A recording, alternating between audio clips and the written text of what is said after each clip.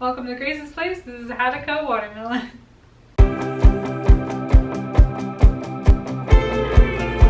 So today I want to show you how to cut a watermelon.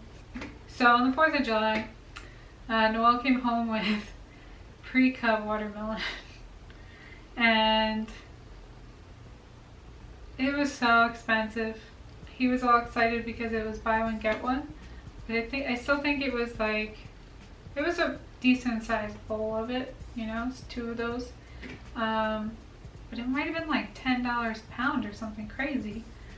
So I was like, you know, a lot of these things are a lot more expensive than just buying a watermelon because you have the labor of cutting the melon, which if you don't know how to do it properly can be a pain in the ass and you don't want to do it. And you know, this could be very intimidating to someone who doesn't know how to cut it, right?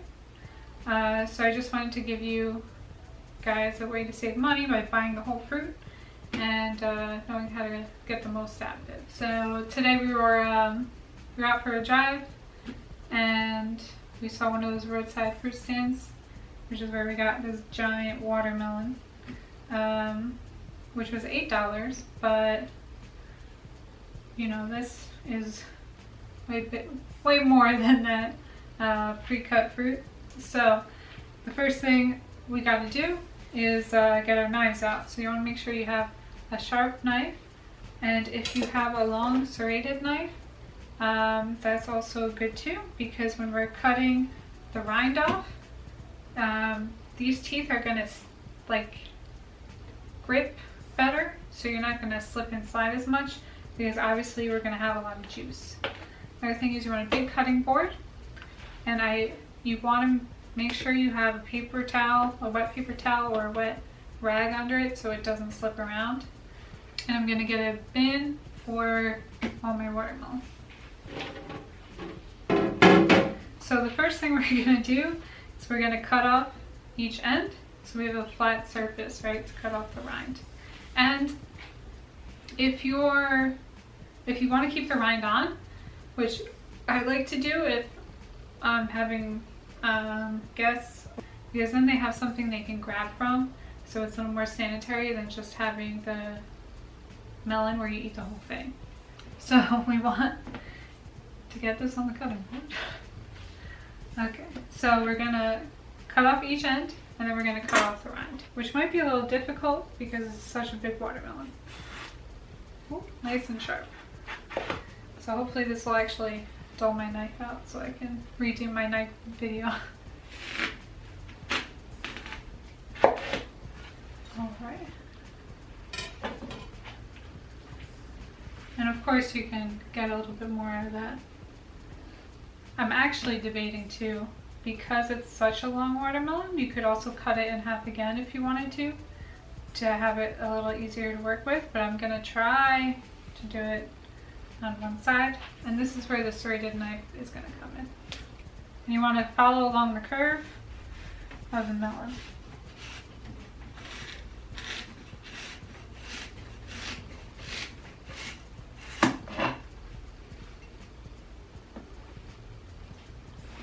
So you can see I didn't really get all the way through to the pink, and that is okay.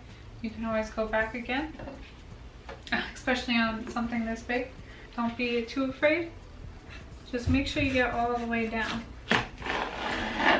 And again, if you want the rind on, you can skip this part.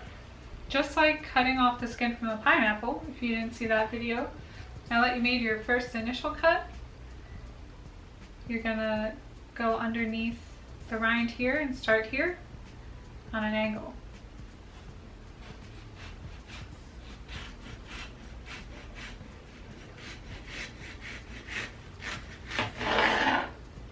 And we're going to work our way around. I'm going to get a little closer in so you can I'll get more pink.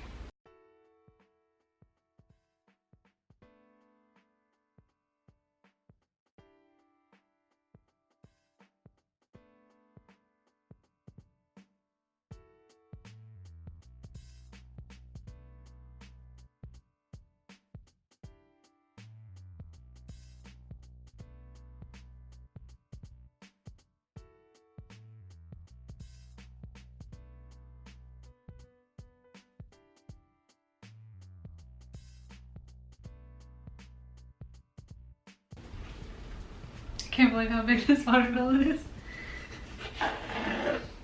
So, as you can see, I have some green spots, right? Before we go to the next step, just make sure you go around and you clean it up.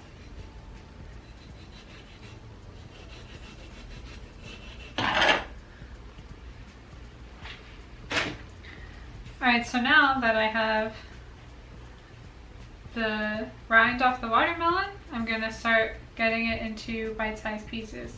Now, because it's such a big watermelon, I'm going to cut this in half.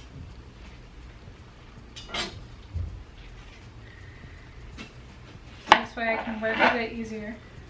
Whew. So cool.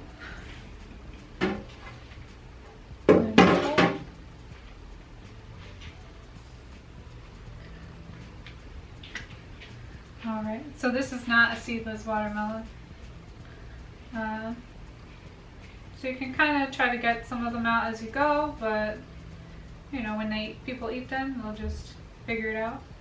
And these are pretty mature seeds, so if you're in an area where you can grow watermelon, go for it, right? Alright, so now to get it into the slices, what I'm going to do is going to cut it in half. And you really, when you're cutting things, you really want to make sure that you have space on your cutting board. So I'm actually just going to reorganize a little bit. Put that in there for a minute. Whew. Hopefully it fits. I'm going to just move this down. Put that in there for a second. Just so you can have room to focus on this one thing. When you have a nice and organized workspace, it makes chopping and cutting way easier. Alright, so I cut that in half. I'm going to cut this in half again. And if you want, now that you have a nice triangle here, you could start cutting. But I'm going to go a little bit smaller, and I'm going to make cuts here. But this is going to depend on the size of your watermelon. Alright. And then really simply, I'm just going to cut down this way.